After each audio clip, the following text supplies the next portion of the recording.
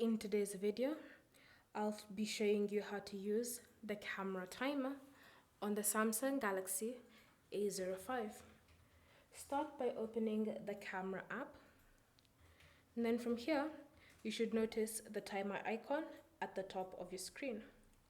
So what you want to do is simply tap on the icon, and you'll view different timings that you can use when taking photos.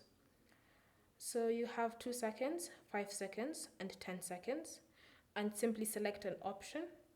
And to start the countdown, tap on the shutter button, and you'll notice the countdown progressing.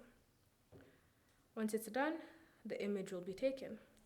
If you choose something like 10 seconds, then you start the timer and realize there's an issue with the photo you wish to take. Simply tap on this stop button to stop the timer, fix the issue, then you can come back and start it again from the 10 seconds. If you wish to turn the timer off, then in this options menu, select the option that doesn't have a number next to it.